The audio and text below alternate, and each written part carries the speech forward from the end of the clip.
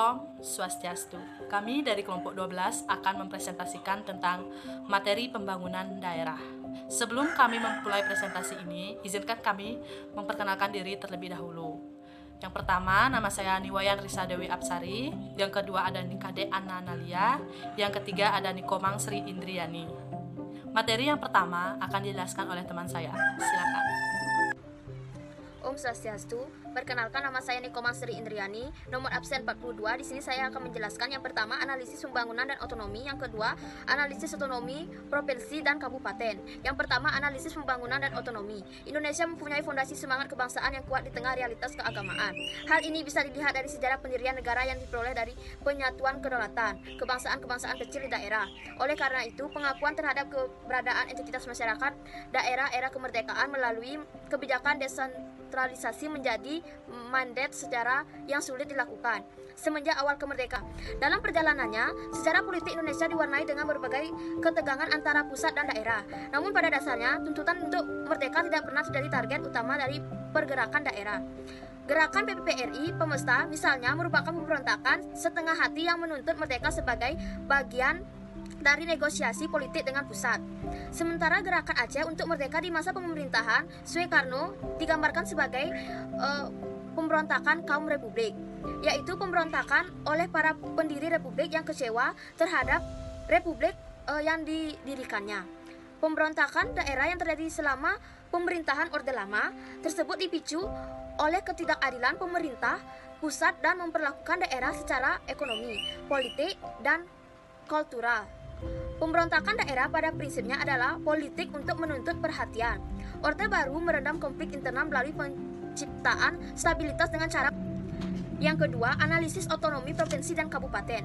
Pemerintahan daerah, penyelenggaraan urusan pemerintah daerah dan DPRD menurut atas asas otonomi dan tugas pembantuan dengan prinsip otonomi seluas-luasnya dalam sistem dan prinsip NKRI sebagaimana dimaksud dalam UUD 1945.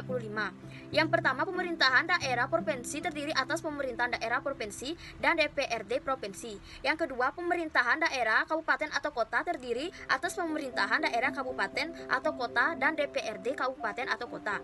Sebagian kalangan penilaian bahwa kebijakan otonomi daerah di bawah UUD 32 2024 merupakan salah satu kebijakan otonomi daerah yang terbaik yang pernah ada di Republik ini. Prinsip-prinsip dasar pemikiran yang digunakan dianggap sudah cukup membandai dengan kondisi dan kebutuhan masyarakat dan daerah. Kebijakan otonomi daerah yang pada hakikatnya adalah upaya pemberdayaan dan pendemokrasian kehidupan masyarakat diharapkan dapat memenuhi aspirasi berbagai pihak yang konteks penyelenggaraan pemerintah negara serta hubungan pemerintah pusat dan pemerintah daerah. Dengan memperhatikan prinsip-prinsip pemberian dan penyelenggaraan otonomi daerah, kita dapat konflik internal melalui penciptaan stabilitas dengan cara melakukan kontrol terhadap kehidupan masyarakat baik secara politik maupun ekonomi, kekerasan militer maupun kekerasan hukum dalam kehidupan politik, dan kekuasaan ekonomi dengan mekanisme money politik untuk membeli dukungan yang berhasil dilakukan berkat melimpahnya sumber daya ekonomi dari hasil ekspor minyak dan hasil lainnya. Keadaan demikian ini mengakibatkan berkurangnya tekanan daerah untuk minta perhatian akan otonomi dari daerah sehingga Undang-Undang Nomor 5 Tahun 1974 tentang pokok-pokok pemerintahan di daerah dapat dipertahankan sampai akhir masa pemerintahan Orde Baru. Kebebasan keterbukaan politik yang terjadi pada pasca Orde Baru membawa konsekuensi logis pada pemerintahan untuk segera mengubah diri. Segala macam kebijakan dan regulasi yang berbau Orde Baru yang sentralitis diubah demikian besarnya menjadi sangat desentralisasi, dan undang-undang ini lahir untuk merespon dua kondisi sosial politik, yaitu merebaknya tuntutan daerah untuk memperoleh otonomi yang lebih luas. Bahkan tuntutan federasi otonomi daerah, kita dapat memperkirakan prospek ke depan dari otonomi daerah tersebut. Untuk mengetahui prospek tersebut dapat dilakukan dengan menggunakan berbagai pendekatan. Salah satu pendekatan yang dapat digunakan adalah dengan meninjau beberapa aspek dari otonomi daerah itu sendiri, yaitu aspek ideologi, politik, ekonomi, sosial budaya, dan pertahanan keamanan. Perkenalkan, nama saya Nikade Ananaya. Saya di sini sebagai pemakalah 2 akan melanjutkan materi dari pemakalah 1, yaitu analisis prinsip pembiayaan pemerintahan daerah. Pembiayaan pemerintahan daerah dalam melaksanakan tugas pemerintahan dan pembangunan senantiasa memerlukan sumber penerimaan daerah yang dapat diandalkan. Kebutuhan ini semakin dirasakan daerah terutama sejak diberlakukannya otonomi daerah di Indonesia, yaitu mulai tanggal 1 Januari 2001. Dengan adanya otonomi daerah dipicu untuk dapat berkreasi mencari sumber penerimaan daerah yang mendukung pembiayaan pengeluaran daerah. Pelaksanaan Undang-Undang Nomor 32 Tahun 2004 tentang Pemerintahan Daerah dan Undang-Undang Nomor 33 tentang Perimbangan Keuangan Pusat dan Daerah, khususnya dalam bidang administrasi pemerintah maupun dalam hubungan keuangan antara pemerintah pusat dan daerah yang dikenal sebagai otonomi daerah.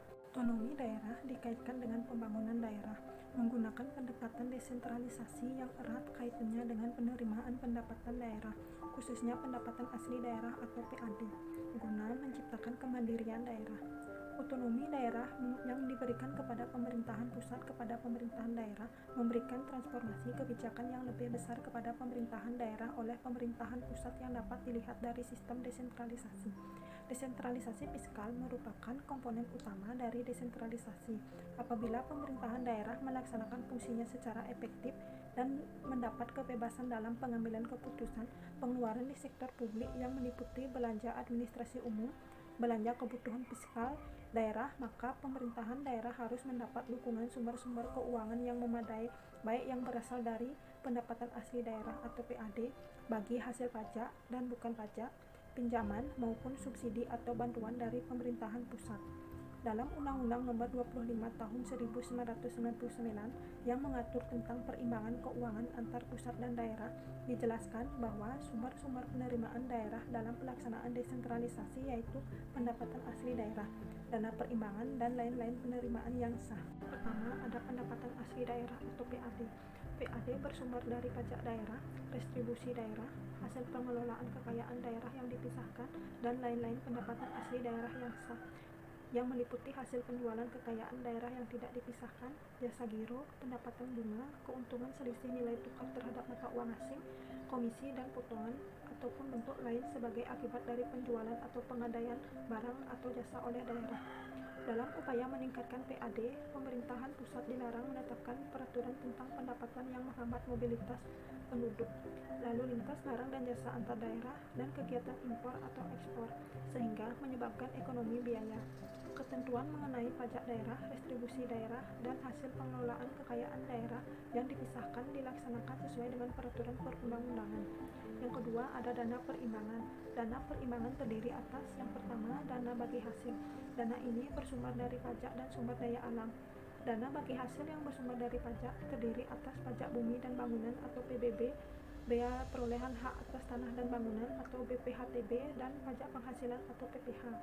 Pasal 25 dan Pasal 29 wajib pajak orang pribadi dalam negeri, dan PPH Pasal 21 dibagi antar pusat, provinsi, kabupaten atau kota. Sedangkan dana bagi hasil dari sumber daya alam berasal dari kehutanan, pertambangan umum, perikanan, pertambangan minyak bumi, dan pertambangan panas bumi. Yang kedua, ada dana alokasi umum. Jumlah dana alokasi umum keseluruhan ditentukan sekurang-kurangnya 26% dari pendapatan dalam negeri, yaitu yang ditetapkan dalam anggaran pendapatan belanja negara atau APBN. Jumlah ini untuk keseluruhan provinsi dan jumlah seluruh dana alokasi umum yang diterima oleh salah satu daerah, provinsi atau kota adalah apa yang disebut celah fiskal dan alokasi dasar. Celah fiskal adalah kebutuhan fiskal dikurangi dengan kapasitas fiskal, sedangkan alokasi dasar hitung berdasarkan jumlah gaji pegawai negeri sipil daerah. Kebutuhan fiskal daerah merupakan kebutuhan pendanaan daerah untuk melaksanakan fungsi layanan dasar umum. Setiap kebutuhan pendanaan diukur secara berturut-turut dengan jumlah penduduk, luas wilayah, indeks kemahalan konstruksi, produk domestik, regional bruto per kapita, dan indeks pembangunan manusia. Kapasitas fiskal daerah merupakan sumber pendanaan daerah yang berasal dari PAD dan dana bagi hasil. Yang ketiga, ada lain-lain pendapatan. Lain-lain pendapatan terdiri atas pendapatan hibah dan pendapatan dana darurat. Pendapatan hibah merupakan bantuan yang tidak mengikat. Hibah kepada daerah yang bersumber dari luar negeri dilakukan melalui pemerintahan pusat. Hibah dituangkan dalam satu naskah perjanjian antara pemerintah daerah dan pemberi hibah. Hibah digunakan sesuai dengan naskah perjanjian. Tata cara pemberian, penerimaan, dan penggunaan hibah, baik dari dalam negeri maupun luar negeri, diatur dengan peraturan pemerintah. Sekian presentasi yang dapat saya berikan. Selanjutnya akan dilanjutkan oleh pemakalah 3. Terima kasih.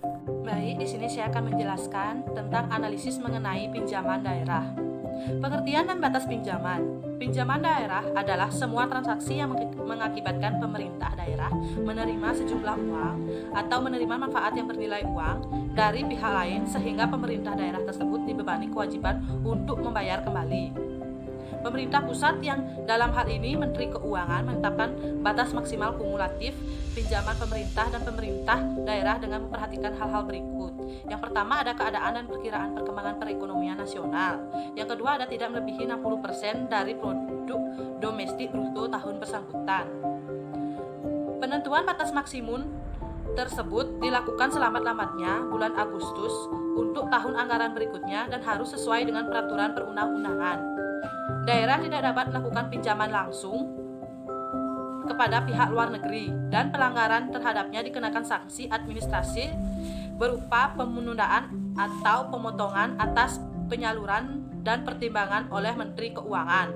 Sumber pinjaman. Pinjaman daerah dapat bersumber dari pemerintah pusat, pemerintah daerah lain, lembaga keuangan bank dan non-bank, serta masyarakat. Pinjaman daerah yang bersumber dari pemerintahan pusat, dananya bisa dari dalam negeri atau di luar negeri. Pinjaman pemerintah pusat yang dananya berasal dari luar negeri dapat dinyatakan dalam mata uang rupiah atau mata uang asing melalui perjanjian penerus pinjaman kepada pemerintah daerah antara Menteri Keuangan dan kepala daerah yang bersangkutan.